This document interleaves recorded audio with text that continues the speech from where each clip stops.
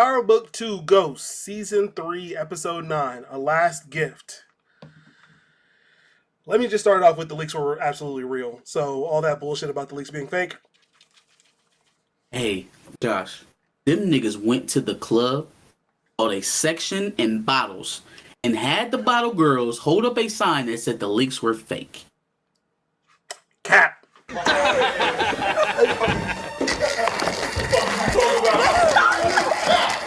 I know. These niggas are comical. The whole production is comedy. The entire production. Because when I tell you, this was probably my least favorite episode and the least consistent in the writing of the entire season. This was the worst. I mean, a lot of stuff happened. Yes. We moved the plot forward. Quite a bit. But it was dumb as hell. It was stupid. I mean, we just got off of talking about Fast and Furious logic. It was all up in this writing room this week. Well, let's discuss the episode. Let's talk about it. Tariq is in Sax's office trying to find Tasha's address because he told him that I know where they are. And Kane is pulling up to Davis's office because Effie just got roped up. Kane thinks Tariq had something to do with it, and after calling Tariq T'Challa, Tariq blames Kane for everything, and Kane blames Tariq for everything wrong happening to his family, essentially. Then we get to what this is really about, which is Effie. Thank you. Yeah, let's get to what it's really about. That's when Kane and Tariq start to fight. Davis comes in to break it up and agrees to helping Effie. I definitely felt Tariq because I was like, at some point you got to fight this nigga, man. You have to. Like, you're not just about to keep talking to me the way you're talking to me, okay? I didn't caught bodies in front of you. You didn't caught bodies in front of me. Yeah, you may have me with the fisticuffs, but we don't play with these anyway. So straighten up. Straighten up, sir. You know what I'm saying? I done body better than you. We know all too well I done body better than you. Several better than you. Ray, Ghost, the Russian, the plug. Like, man, yeah, I done did worse, Kane. There's really no reason for Tariq to be afraid. So I was glad that he nutted up and actually fought Kane. It didn't go well. No. But the next go round, I think Tariq will be prepared. Davis allowed Tariq to leave before the cops showed up to the whole Theo and Sax situation. Tariq tells Davis that Sax had a picture of Whitman's case file, and Tariq takes it to hide it. So he took the whole file so that it's not sitting in Davis's office, which everything else is in Davis's office. So what's one more thing? Fam, the fact that he is just now realizing that he was dumb for leaving that shit there. Like, Davis, we watched you pick up. Like, if we put together a compilation of the 2 minute or the 2 second clips of Davis picking up that key, somebody looking dead in his pupils, and then him unlocking some shit and putting it back, it probably would span about 10 minutes from this season alone, right? Like, it's dumb. It's stupid. It's stupid. But I'm supposed to suspend my disbelief and make it, he's so shocked. He doesn't recall the 7 times he opened up this safe in front of Sax. He doesn't recall the 10 times he placed the key under the mat right and directly in front of him. Until right now. Until Saxon already did the dirt, he did, and his brother did. Yep. Yeah, because now he can stop focusing on Theo. And so now, obviously, he's back to the Davis we know. Power plot. Effie is demanding an attorney when in the investigation room with Blanca and 88 Sullivan. Sullivan and Blanca get a message from Medina, and 88 Sullivan sees Sax's dead body and starts crying. Fam, ain't no fucking way. You knew this was going to happen. You knew this shit was going to happen. Both of you knew. Fuck you. He definitely told you it was going to happen, and you did that shit out of pure spite. You are an evil person, and I hope you get what is coming to you, Jenny Sullivan. Damn what anybody else says to you in this episode that absolutely makes my brain explode, but you're a terrible person. Live with it. Blanca, Paz's son, 88 Sullivan, and Medina are speaking about Theo scooping Sax up in the parking lot while Davis was at his office with a solid alibi. They are so dumb. Oh my God. It's literally monkeys throwing shit against the wall. So they don't have anything with Effie. So I guess the whole thing was just to get her to go down for attempted murder because she's not going to flip. She was never going to flip. You didn't have anything that was going to convince her to flip. That body was hers. She went around somebody to go catch that work. She knew what she was doing and she's not about to pin it on nobody. So you're stuck.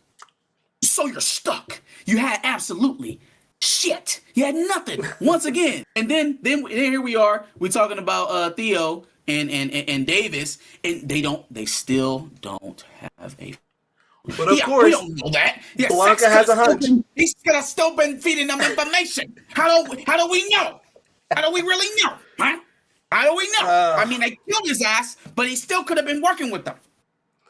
Blanca has a hunch, of course, a fucking course. Then she starts talking shit about Saxe, and oh no, Sullivan's all pissed off about that all of a sudden. First of all, Blanca, shut up, you're stupid. And then Sullivan, you don't have a right. You don't have a right. You killed the man. You killed him. No, not we. Not he risked our life for us. He risked his life for you, and you got him killed. Stop spreading that thing around and wear it yourself. Brayden meets up with Kane. Why Brayden doesn't move the fuck out of the way of the car that's speeding towards him is beyond me, but he gets likes playing bumper cars with his body. Clearly. But he clearly gets hit by the door because Kane hits him with it. Kane accuses Brayden of snitching since he thinks Brayden was there with Effie to kill Lauren, but he wasn't. Saxe sent a letter to Monét that states that Tariq killed him and that Tariq is working with the feds. Diana thinks that because Saxe said that she got roped up because of Tariq, and so now this means that he's a federal informant because apparently he snitched on Diana. This whole scene, everything that happened in this scene, I hate it.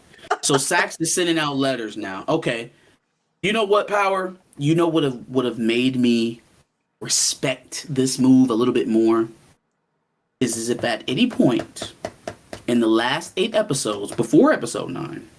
We would have saw Cooper Saxe writing some fucking letters. Yep. I mean, we saw him fucking Jenny Sullivan. We saw him at the bar. We saw him with Theo and Davis, and we seen him with Tariq, and we seen him with Effie, and we seen him just about everywhere except for a library writing some fucking letters. How hard is it for you to leave a breadcrumb for a major revelation at the end of your season? How hard is that? For you to leave some evidence for a major revelation that comes out of left field to actually make it make sense. When did he have time? When did he do it? Who did he have distribute these? It would have been nice if we could have. You didn't have to explain everything. You didn't have to handhold me all the way through it, but just make it make sense. Maybe he's with Jenny Sullivan and you know, they just got done doing the do or whatever. And he's like, look, I gotta go make a run. I gotta go. Boom. He cuts out and he's at the post office and he just drops off a stack of letters. And we never say anything about it again.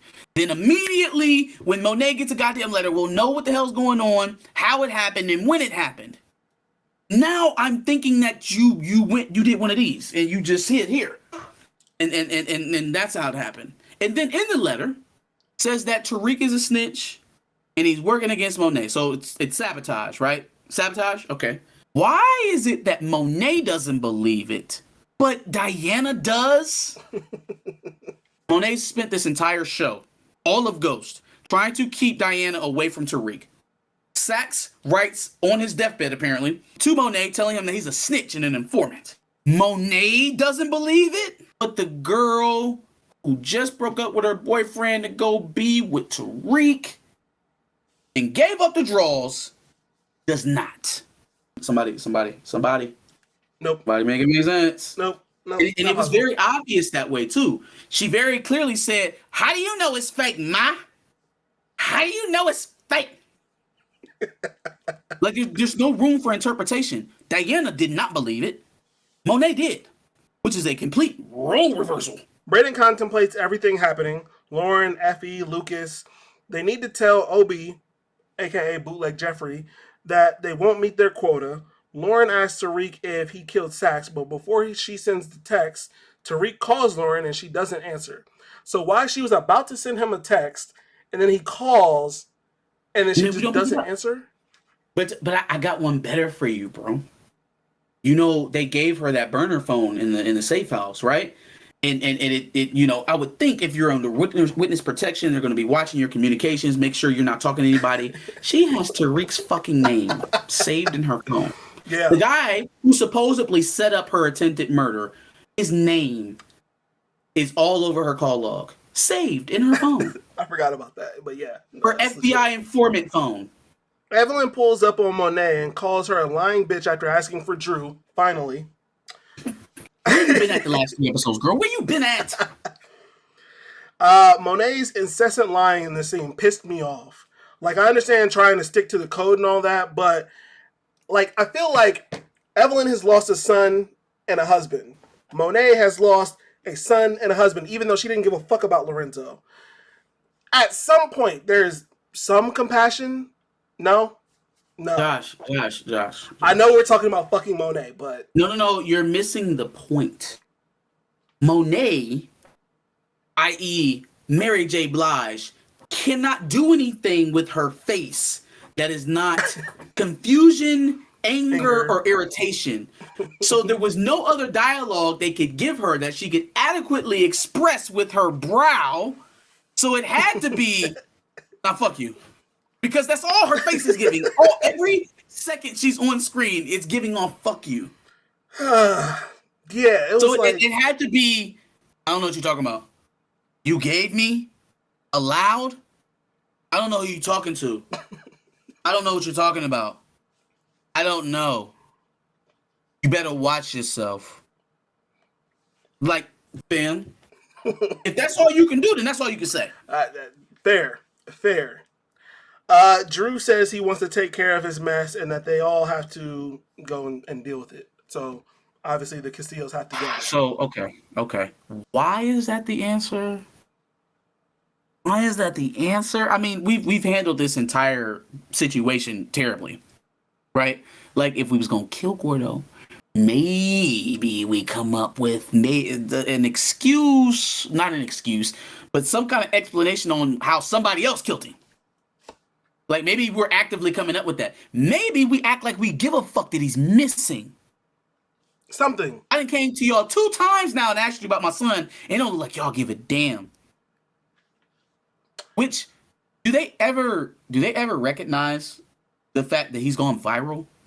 They like, nobody has a phone. Obviously, Diana didn't pull it up. No, Evelyn not brought Tariq, it to him. Not Kane. No, Drew didn't see it on his own social media. Nobody saw it, so it couldn't have gone that viral. Oh, it was just viral enough for the Castillos to see it. I got it. Yep. What? You got it. Yes. Okay. Got it. All right. Tariq is talking to Bootleg Jeffrey while he's torturing a man. Tariq finally gets his attention when he mentions that he can get Obi whatever he needs.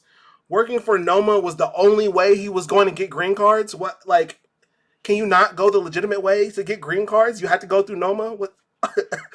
and now Tariq is the only other way. Huh? You her right hand man. How much money have you made? I bet you got enough to buy a crooked politician. I bet that. Tariq didn't even have to buy his, so I know for a fact you have enough money to buy a politician. We're supposed to be fearful of Noma, though. Noma is the big bad, except her number one general will use Tariq and stab her in the back if he can get her some green. He can get him some green cards. Yeah. Then how fucking powerful is Noma? Not very. She can't even get me my green cards. Fuck her. Come on, Tariq. You just as good. And the fact that we're even entertaining this, that there's some kind of way that a 20-year-old is going to procure 4 passports for non-U.S. citizens in a day. It's power. They can do anything. Oh. Okay. Anything. Literally. Tariq negotiates a deal with Tate to obtain the green cards. Tariq lies and tells Tate that Weston Holdings is legit, and Tate knows he's lying. Tate meets with a guy who has evidence on Weston Holdings and plans on taking them down himself. I'm not worried about the Tate figuring out about Weston Holdings thing. That's fine. Remember the dude that we covered, Gary? The guy who was smoking weed. Smoking the blunt, right? In his political ad. So he's just running for Congress. Just running. Hasn't been appointed to anything. Let's say I found homeboy and I had something that he needed. And I said, hey, homeboy, you want this? You gotta give me 5 passports for my non-U.S. citizen family members and get them over here. And I need them today. You do that and I'll get you what you need. would he have the slightest fucking clue on how to get me what I am and what it is I'm asking for? No. Would he have any influence or official title to carry out any of that? Not for that, no. Is it likely that he has some sort of tie that's willing to risk that for an unelected operative, an unelected affiliate of the party? Probably not. Why the fuck are we expecting Lorenz Tate to be able to get these passports today? He doesn't hold a title or a position. He's currently running for office. How? Now, it's one thing to ask Tariq, and it's another one to ask Tate. Two motherfuckers who don't have their foot in anything that could help them get these passports. Green card. Like, I really wish they would have made it something else. I really wish he wanted something else. Like, Noma had a keepsake of his, and he wanted him to steal it back or some shit. Not get me passports that you would never, ever, ever actually be able to procure, no matter how many aspiring politicians you were talking to. Tate so much as tells him he can't fucking get them. He says it when he asks for them. You're like, who do you think I am? You think I'm Homeland Security? Oh, but, you know, Power. just move on. Davis meets with Effie as her attorney. He tells her that her situation is a no-win situation. Effie doesn't fuck with him, but Davis puts her onto a trick that cops use to keep attorneys' lines busy. He says it's a parting gift that he'll talk to the captain and let them know. She almost asks if Tariq knows, assumedly, but she stops. Or she asks something about Tariq, and then she just stops. Well, I was disappointed by this, but I have to say that somebody in our comments, and we'll put it up, called this last week when, you know, Effie and Kane solidified their new fling. That it was going to be short-lived, that Effie still had feelings for Tariq, and that she was going to eventually repel from Kane because she felt like she was getting too close to him or something like that. So shout out to you, because you was dead on, like spot on. That person still hate that it happened that way. That person leaked the leaks. No, it was before the leaks hit.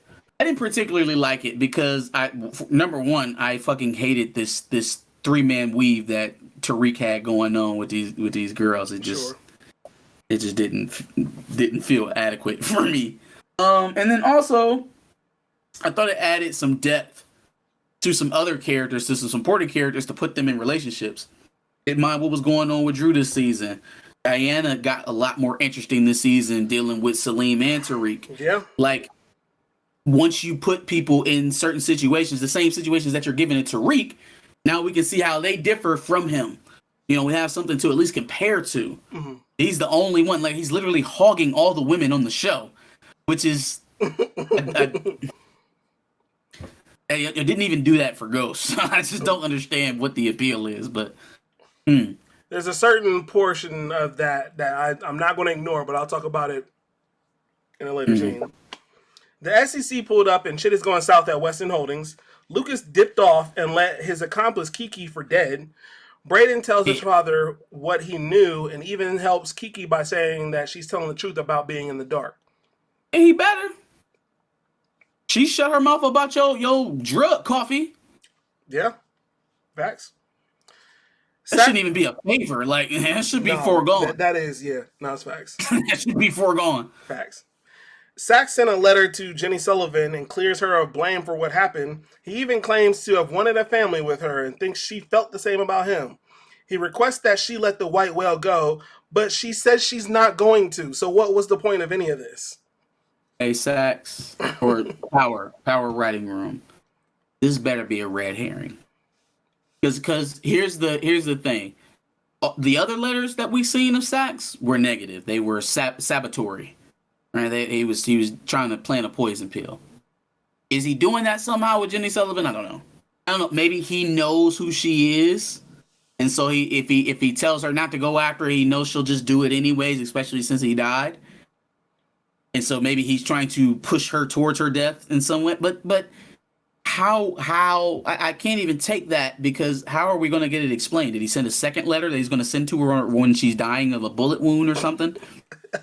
Like, Jenny's only receive outside the ADA office, and then a telemarketer, or not telemarketer, it was the people that carry the letters. The letter person Mailroom rides person. up on the bike and hands it to her. Jenny Sullivan, here, this came for Cooper Sacks. And he opens it up and says, haha, bitch, gotcha. And then she just dies like, ugh. And she just dies. Yeah, no, short of that, we don't have the time or the space. We got one episode left in the season. It's bad enough y'all made this man simp out after his own death. Like, that is Wild. That's crazy. That is insane. But we'll leave that where it is. Everything you were showing us leading up to his death told us that this didn't apply. So did he write these letters and then she fucked him over and then he said, fuck you forever? Like, you'll never fuck me again? Because that was the last words that he said to her. He was pissed off at her for leaving him out to dry. That was the last thing they said to each other. I'm not playing this game with y'all or Jenny Sullivan. She is an irredeemable character. I don't know if you meant for her to be that. It's kind of hard to tell. Yeah. But that is 1,000% what she is. She's an irredeemable character. She does not have a good quality. She has sacrificed people. She's lied. She's cheated. And done so a lot this season. What are we even talking about? The nicest thing she's done is laid Cooper Sacks. No way y'all felt that bad for her to put that in there. Why did she deserve it? Like, first of all, she only started fucking this man because she wanted to get into the organization. Then she used him, right? And then she cut him dry so that they could kill him. What? There's no making sense of it. I want to have kids with you, Jenny. Are you stupid? You dumb? She killed you, fam. Yeah, nah, he couldn't cancel his letter after it had already been in, he gave it to whoever. That's he what I'm couldn't cancel thinking. the letter. Like, that letter was already in the mail, and if he could have did it again and snatched that mug back, he probably that's would've. a wild thing to include in the episode. When he can't correct it or say anything else about it. Right. Oh, man. All right. Blanca and Sullivan pull up on Davis and claim to have a deal for Effie, who he's not representing. They also claim that they know about Davis paying off a parole member. Did you just tell me? Right, I already know Cooper Sacks was a informant, but did you just tell me that I bribed a parole board officer? Well, the only people that knew about that was me, Cooper Sacks, Theo. I don't know any parole board judges. Theo, you know any parole board judges? The Sacks? And how would he have gotten in touch with them? How would he have gotten hooked up with them? Oh, how about we talk to him and see how he was paid? And then how did they make a connection, you think? How do you think that they stumbled upon each other? Huh? Like, Cooper Sacks didn't work parole. Cooper Sacks was an ADA. And then he moved to private practice. How did that connection happen, Miss Sullivan?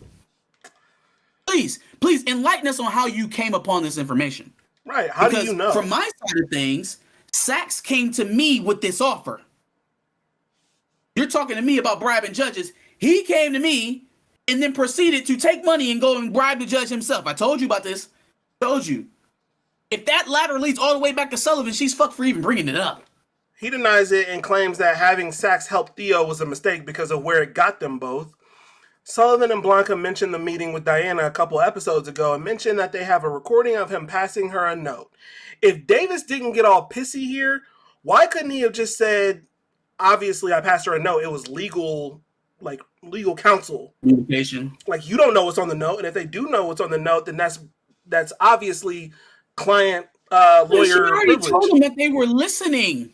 They were listening to the interview. Yeah, no, literally, all of that's illegal. The reservation. She did admitted to 3 crimes and don't even know it. You're taking privileged information. You're listening when you're only supposed to be watching visually. And you just all but confirmed that you were the reason that Cooper Sacks came and pitched that dirty go bribe the parole board officer thing. Yeah.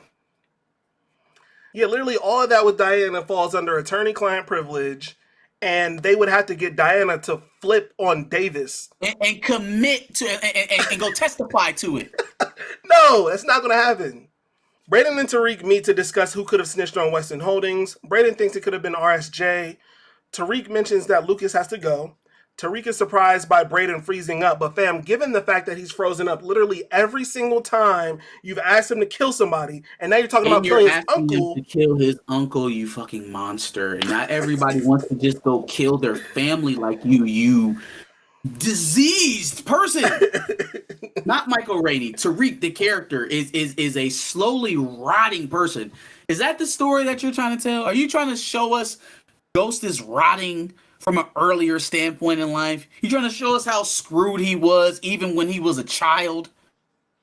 Well, it ain't gonna work because I saw him as a grown man trying to get out of this life. So you shouldn't have wrote it that way. Fair. Anyways, like this is a character that is literally deteriorating in front of our eyes. 1 minute is, man, no, you took a rap from me. I got to keep you clean. I can't bring these drugs here. Then it's, boom, no, we running drugs through Weston Holdings. 1 minute is, hey, yo, there's nothing more important than family. This right here, we got to keep our family together. Next minute is, hey, go kill your uncle. He got to go. I'm sorry? Yeah, because that's What? this family, not. Yeah, I don't give a fuck about your other family. This family, that's all that matters. Not your blood. I meant us, nigga. Like, we family. Yeah. Yeah. Hell with blood. You chose me. Money, we in this money together. is thicker than blood. You didn't choose them. Fuck them. The Weston's funds are frozen. The Weston wife wants to cut off Lucas. Lucas's apartment was cleaned out and he moved money into a different account to keep his funds clear. The Weston Pops continues to think the best of Lucas for whatever reason. The This feds. is his big brother, and he doesn't want to believe that he would screw him like that. That's fair. The feds pull up to the Weston crib and ask for Pops to ask some questions. He then tells Brayden that sometimes doing the hard thing is the only thing that we can do. I like that he's stepping out with so much confidence. I would not be going anywhere without my lawyer, sir. I'm not. Nah. You got warrant? Okay. I think he did say arrange for his lawyer to be there, but I'm not getting into the car. Oh, but yeah, no, I'm not. No, with you, why? What the fuck? You see that's the difference, though. See, like he would get into Sakara with some cops that suspect him of something and feel totally fine. Never in my fucking life ever. If I'm not under arrest, I will meet you there. Lucas is calling into Medina and the gang to snitch on the Ponzi and the drug ring. He tells them to look in the crash coin as a taste of some of the info he has. They think they'll be able to get Effie to flip to save herself, which while it could happen, it's not like they have the best record of making shit like that happen. So here is the probably the only point in the episode where I have to commend the writers for an adjustment that was made probably somewhere in production that made it a little bit more feasible for us to swallow what happens by the end of this episode, right? Because when Tariq tells Brayden to go kill his uncle and that he got to do it, it's coming off very one-sided. It's giving Ghost Tommy and Tony Teresi, you know what I mean? Like it's giving that off, and then they give you a couple very valid reasons for Lucas to be gone. Number one being he's trying to renege on the deal that they just made, which I guess, and from his perspective, it may be warranted because he might think that they were the ones that blew the whistle. I don't know why they. No, that don't make sense because they want their money. yeah, So that doesn't even make sense. They made this whole big deal about getting their money. They wouldn't just snitch on you. So he knows it's not them. The fact that he's willing to throw his accomplice, his brother who has nothing to do with any of it. Yeah, he's going to pin the Ponzi on his brother and Kiki. That's fucked up. Like, oh, okay, bitch. Nah, it's okay. You can go. You know what I mean? I felt bad about it before, but you can go now. You can go. Right. Yeah. Drew and Kane pull up on the Castillo business front. Kane poisons the building. They go in to confirm everyone is down for the count, but Evelyn seems to still be breathing for whatever reason. Drew tells her that he's sorry for Gordo, and she states that it was your mother. She wanted Lorenzo dead. That's when he kills her. Drew then lies to Kane about what she said. Okay. All right. Well, I obviously hated this scene. You can tell from me rubbing my forehead again. So the Castillos are like the Tejadas, right? They're a criminal family. And I'm sure this business that they're at is just a front to clean their money. Which means that they would have some security cameras, maybe even a security guard, but let's not get too fancy. Let's just assume that they have a ring set up somewhere on the fucking building where they could see a mail truck pulling up in the middle of the night with two guys completely dressed from head to toe in overalls, blacked out, and that they're pulling something out of the fucking van. Sure. But no, we are completely unaware They're able to shut all the doors, lock them, and start pouring the gas in through the vents. I didn't see a single soul go for a back door, a window. Are there many bars that don't have windows in the front? I guess there are some of them. There's some. Sure. There wasn't one there, but they definitely had a window off to the side, off the top of the diner, or off the top of the bar. It was like it's in the corner over there, or a back door, or roof access. Something. Why ain't nobody think to put a shirt over it off or something? But you see motherfuckers passing out and coughing and shit. No, the front door's locked. That's it. We're done. We're gonna die. We're always gonna lay here and die. Not to mention that no one was the wiser as they set this whole thing up. You might as well have had Drew and Kane just walking through the front door with 6 motherfuckers and start shooting. Did we see Kane turn off the gas at any point? Because they went in with masks. And they took off their masks, didn't they, John? And then they started talking. I guess y'all immune to whatever the fuck y'all was pumping in here, huh? Yeah, why not? The fact that the mom was even alive long enough to sit up there and why did you even have to suffocate her? Wasn't she gonna die? Was she not gonna die? And if she wasn't gonna die, and she just told you that your mama just set this whole shit up, maybe save her, because she didn't have fuck shit to do with none of this. None of this. She didn't have anything to do with any of this. You killed Gordo, she ain't had nothing to do with none of it. Meanwhile, her lungs are strong enough to live for that long, and none of the younger kids of hers. I just told you that your mom killed your dad, which made Gordo be the killer, and then now that's why you killed Gordo. Your mom set up the whole thing. Help me. I didn't do shit. Get me out of here. Well, I guess after killing all of her sons, though, you probably don't want to save her life. You probably don't want to. Sure. But I felt like the suffocation shit was a little extra. Tariq gets a text from Pinky, who I at this point believe to be Brayden, stating that Lucas is headed to a condo in Tribeca, and Tariq states that he'll meet him there. Diana pulls up and asks Tariq about what was up with her getting arrested because of the camera at the lockers. Tariq claims she's crazy for thinking that he would work with the feds, which she absolutely is. Diana asks if she transfers out of state, where that would leave her and Tariq. Diana, okay. RSJ calls and Tariq tells her to put herself first. Where do we start? That it's like borderline groupie behavior to let him hit it once and then ask him whether or not y'all gonna stay committed on a long distance relationship. Like, that's pretty I understand you feel stupid because if he walked in on both of y'all and you felt like, oh well, I got him now, so I'm good, but you don't. But that is not a reason to ask this man to be in a long distance relationship with you. And it also doesn't make sense. You know why? Because 20 minutes ago you thought he was a snitch. Thank you. Y'all can't even stay consistent within the same episode for me. You don't owe me that. You don't owe me at least that as a viewer to stick with the same premise that you set for a character throughout the entire episode. I just watched her argue with her mother and try to convince her that Tariq was a snitch. Then she walks in here and blames it on Monét. Oh, it's Monét. She got in my head. She got me thinking. No. Monét told you that the shit was fake. What in the fuck are you talking about? What are you people writing? Does one person get to write Diana in this scene and then another person gets to write it over there? No, like, bro. There's a writer's strike. Obviously, we've got replacement writers working on this. Obviously. I don't care who's writing on it. Are you writing the same person? Because she literally was just trying to convince her mother that Tariq was a snitch and that she shouldn't trust him. Then she get up in there and it's like, you know what? You sorry? You right? It's Monét. No, it ain't Monét. Monét told you that it was fake. What am I watching, yo? Like, am I tripping? Am I bugging? No. They went the beginning of the season, stupid shit happening, and then middle of the season, oh, we're getting better, and then now they're just like,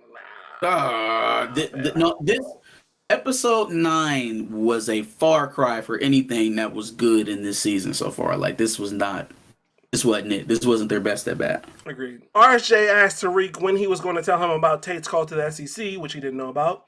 Diana waits for Tariq to leave to go snooping in bro's room, and now I am just now realizing how easy it could have been at any point for anybody to go into Tariq's room because he has a dorm room without a real lock on it. Anybody could have done that at any point. She finds a case file that proves Lorenzo's fingerprints were at the crime scene where Zeke was murdered. So, yeah. And some cash. And something else. I can't remember. It was something else. It's cash and the case file, I guess, under his bed. Oh yeah, under the mattress. It's like she didn't did all of this like extra looking, like she looking through the drawers and all this other stuff. It's just under the mattress, babe. He's not that clever. Drew and Diana discuss the case file she found, and Drew is distracted with trying to put everything together with what Evelyn told him. The quickness with how Drew was able to piece everything together when law enforcement. Kane walked in too. Kane was like, "No, she already knew." Da da da da. So you're meaning to tell me that all it was gonna take for these kids to figure it out was to sit down in a room and just talk, and it just happened to happen in episode 9. Yep. Even with the quickness with how they were able to put all that together compared to how long it's taken law enforcement to put any of the hunches that they've got together is also absolutely nuts. Now they're all worried that Monét could try to kill them. So they all come together to accuse Monét of what happened. Once again, Monét immediately deflects to lying again. Kane accuses her of allowing Tariq to ruin their lives, which it has way more to do with Monét's bad decision making. This shit ain't about Tariq in the least bit. I thought it was funny that Kane used that opportunity to get off some more of his Tariq hate, especially after what's about to happen. Monét and you being with Mecca was the cause of all of this bad shit to happen. Yeah, this didn't have shit to do with Tariq, fam. Tariq didn't want to have no parts of Mecca. You brought that shit on him. Monét only knows how to solve conflict by lying, so she immediately tells Diana that she only got to go to Stansfield because Lorenzo thought she was a nosy bitch. Which, the nosy bitch that got him out of prison? Yeah, you know he hates her. Lying. You know you fucking lying. Yeah, he absolutely hates her for getting him out of prison and bringing him back to the family. Yeah, fuck her. Oh my god. Diana gets it correct, calling Monét out for killing everything good in the family. And then that scene ends. Pretty much. Which is facts. All facts. Agreed. Pinky is most definitely not Brayden. Fam, who the fuck is Pinky? What is this connection that Reek has with them? Who is Pinky? Somebody he hired to follow Brayden, I guess? I don't know. Who the fuck is Pinky? What is this? I mean, Tariq's very resourceful. I don't know if you knew, but the young man has the ability to procure. Could he not be resourceful with somebody we know? I don't know, bro. I don't know. A little much. A little wild. I was like, why does it have to be that guy? Anyway. He is Himothy. He has eyes and ears all over New York. Sure. Sure. Pinky tells Tariq that Brayden went up to Lucas's spot. Brayden is trying to get Lucas to confess and move out of the country. Lucas, being one of the biggest assholes ever, wants to snitch on everybody else, including his brother, who had nothing to do with the Ponzi. Brayden snaps and pushes bro over the balcony, giving him his first body. Yeah, this was the point where they had to make his uncle so villainous that we could feasibly see Brayden doing this, because he literally just reiterated to Tariq that, like, I don't want to do this shit. Like, I don't want to be like you. I don't want to do the type of shit that you do. Yep. So they had to put him in a situation where A, he had no choice, and B, it almost feels right when he does it. Yeah. Right? And that is about the only bail I'm going to give him to this episode, because at least that takes a little bit of foresight and know-how to try and explain it or make it happen. Right? Everything else was trash. Yeah. From here, everything just goes really fucking fast out of nowhere. Yep. Spit it up. Kane puts on his best Malcolm X get-up and shows up as Effie's attorney. Effie acts as if she wasn't absolutely in love with this nigga a couple episodes ago while they were fucking. Kane tells her to flip on Tariq, and she declines, which obviously angers him, which is just like... And then shits on him. Yeah, then shits on him. Did you think any of this through, by the way? Like... No, showing up. No, I'm talking about him. I mean, I had reserved that. We talked shit about that last week. Sure. So I didn't have to rehash it. Yes, it's ridiculous that Kane made it in there and could potentially be thrown in jail if anybody recognizes him. I guess it's just convenient that Blanca and Sullivan are nowhere to be found when Kane shows up and is pretending to be her lawyer. Convenient. Yes, very convenient. Matter of fact, the fact that she was even seen. Right? Or maybe that might come up next episode, but then they'll pull it up and be like, oh, she was seen by another lawyer? Who was it? And they'll be like, that's Kane. That's Kane. Well, Sullivan absolutely knows who Kane is, so... That's what Blanca gonna say. That's Kane Tejada. I know him. He was in her room the night we arrested her. Yikes. All right. 2-Bit shows up asking for his bread from Tariq, which, again... Where are these people coming from? Why do they only come in the last 2 episodes of every season? I got an explanation for that one. Because Sax sent him a letter. That gives credence to what I was thinking about, that maybe the letter to Jenny was a poison pill. Because everybody else's letter is shit. Everybody else's letter is something negative about Tariq. Yeah, no, for sure. The one to Monét, the one to 2-Bit. 2-Bit takes the new whip that Tariq just bought this season as collateral. Tariq calls Tamika to protect Tasha. I just thought that was funny that he just bought that whip and has to give it up because he ain't got no bread. So he calls Tamika to protect Tasha, and then he gets on the road. Despite asking for more security, Tariq goes to check out the scene himself. Remind me where he gets the information, because I see him call call Tamika and have them moved, or have them send more cops over there. That's a really good question. How does he know? So, okay, I'm assuming that at some point they got moved from the one spot that they was out, like way out somewhere, because he just got on the freeway and drove there and got there hella quick. Yeah. He beat the cops that were supposed to be coming there. Yeah. He beat them there. Yep. So he's somewhere hella close to New York. There's no fucking way that Tasha's been at this same house the entire time, right outside of New York. I didn't think about that. What kind of witness protect? Everybody's just pulling up. So her main threats to her life are squarely within New York. The last time she was in New York, you had to save her from gunpoint at a goddamn graveyard, at a gravesite. And you move her right outside New York? I guess I shouldn't be surprised, because Lauren is only upstate. But see, at least everybody thought Lauren was dead. Yeah. No one thinks Tasha's dead. There are people looking for Tasha.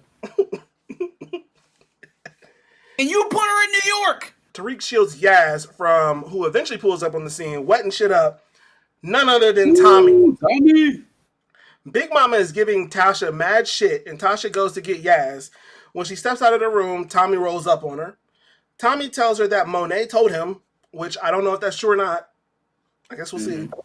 A security guard pulls up and distracts Tommy while Tasha knocks out Tariq. Is that what happened? Oh, I don't know. Okay. They didn't show who knocked out Tariq.